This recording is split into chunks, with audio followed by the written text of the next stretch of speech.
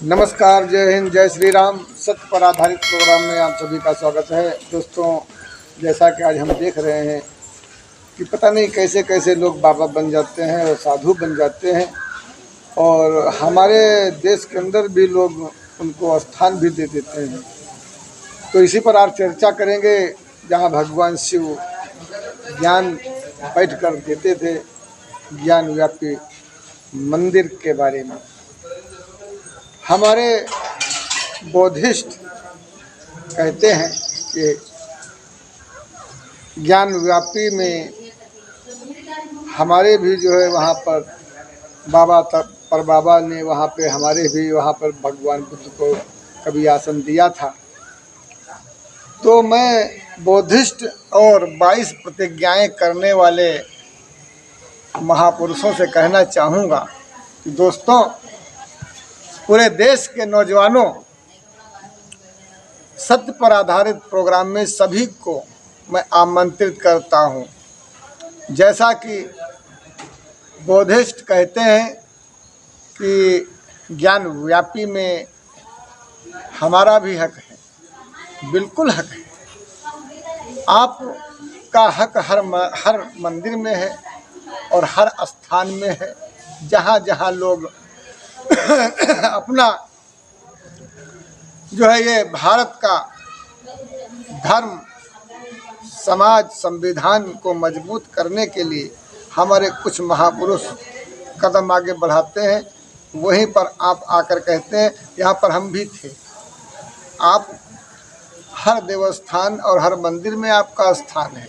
आप ना कहें फिर भी हम जानते हैं, और आप झूठ कहेंगे फिर भी हम सत्य मान लेंगे। क्यों? क्योंकि आँखों से हम एक प्रमाण देख रहे हैं। जी हाँ, हम मस्जिद तो देख ही रहे हैं। पहला प्रमाण, मेरे नौजवानों और मुस्लिम बच्चों, तुम भी सुनो। ये मत कहो कि हमारा वहाँ मस्जिद था। तुम्हारे अब्बू जान के अब्बा जान ने वहाँ पे अपनी गुंडागर्दी के दम पर पूजा अर्चना तो आती नहीं, मंत्र तो कोई मालूम नहीं। जो आपका व्यवसाय रहा, वो व्यवसाय में कोई धर्म का काम नहीं। आपका धर्म अलग है, आपका समाज अलग है, बिल्कुल उल्टा रीति रिवाज है। तो आपको हमारे धर्म को खंडित करते रहे, ये इतिहास बता रहा है, हम नहीं कहते। जैसा कि ज्ञान व्यापी में आप कहते हैं कि नहीं वहाँ पे हमारा मस्जिद है, लेकिन नंदी महाराज जो बोल रहे हैं, हमारे नंदी महाराज हमारे पास आए थे एक दिन। कहा, महाराज जी हमारा भी उद्धार होना चाहिए। हमने कहा बिल्कुल महाराज जी, आपका ही उद्धार होगा। आपका उद्धार हम क्या करने वाले हैं? आपका उद्धार तो राम जी करेंगे, जिनका उद्धार आपके जो है स्वामी ने किया है। आज वो सखा अब तुम्हारे मित्र का उद्धार करेंगे। बड़ी रोमांचक कहानी है और बड़ी मज़ेदार कहानी है, बिल्कुल। और कैसे प्रभु श्री राम का उद्धार भगवान शिव ने किया है, ज्ञान बांटा है। इस देवस्थान से ही प्रभु श्री राम जन्मभूमि का फैसला हुआ है। पूरा श्रेय, पूरा भागीदार भगवान शिव और इस स्थान के पुजारी को मिलना चाहिए, लेकिन अभी ऐसा नहीं हुआ है। ज्ञान यहाँ से भगवान शिव ने 10 वर्षों में जितना दिया है, तो शायद पूरे देश विश्व के अंदर कोई बचता नहीं।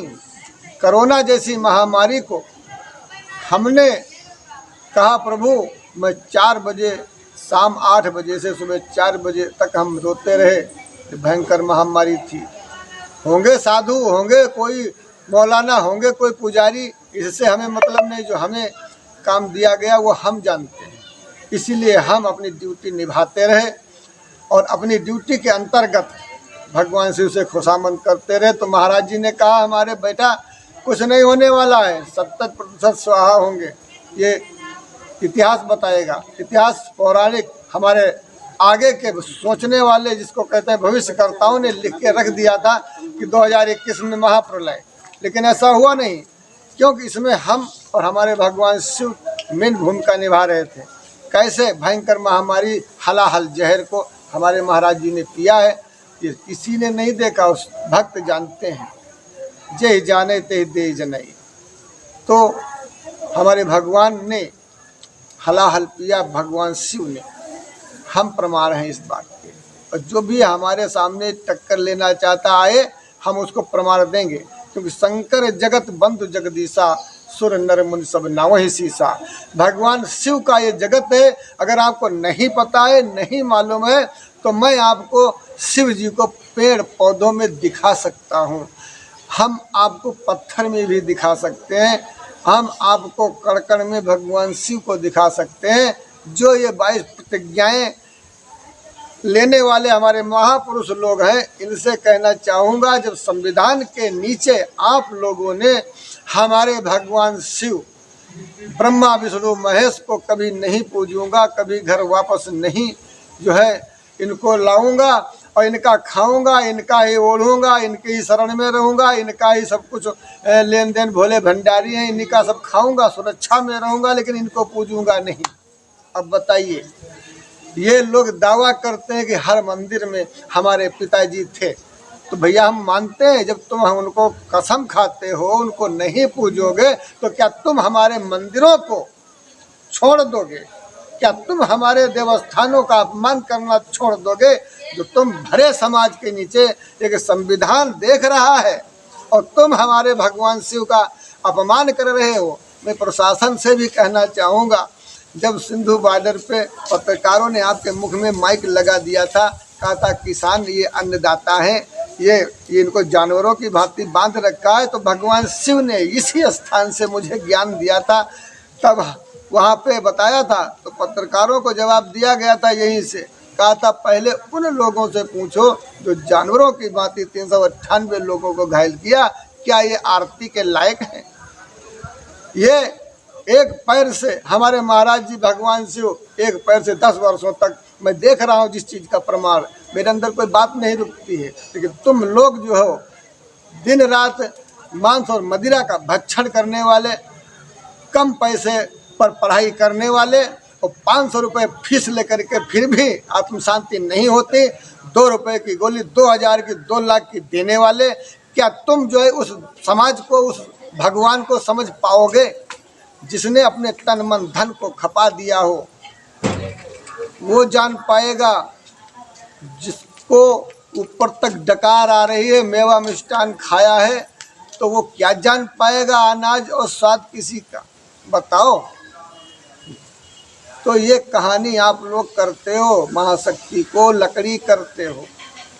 10 वर्षों से जितना यहाँ पे भगवान शिव ने ज्ञान दिया है, हम सोच रहे थे आखिर इतने देवस्थान है, कहीं जाके मरते जाकर के कहीं भिंजरते हैं। मैं अपनी बता रहा हूँ, आप बीती सत्य पर प्रोग्राम चला रहा हूँ, इसीलिए आप बीती बता रहा हूँ। आज ये मैं दुखी हूँ भगवान से, उसी भगवान से जिस भगवान से तुम लोग दिन रात उसको दौड़ते हो, उसी भगवान से दुखी हूँ, क्योंकि उसने अपने समाज की सुरक्षा के लिए मुझे चुना, और उस समाज से हमारी एक भी सुरक्षा नहीं हुई। ये संविधान है, ये कौन सा अधिकार है?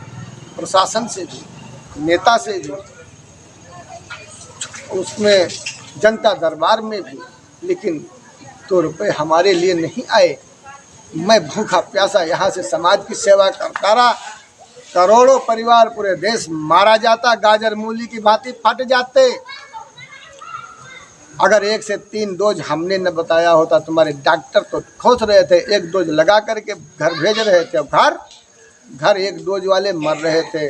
कि हमने 1 से 3 डोज बताया, भगवान शिव ने यहाँ से ज्ञान दिया था। भयंकर महामारी में 5 जड़ी बूटियों को आशीर्वाद दे करके वहाँ हमारे भगवान शिव ने उसमें अपनी शक्ति को डाल करके और उस हलाहल को जाके मनुष्यों के अंदर से पिया है।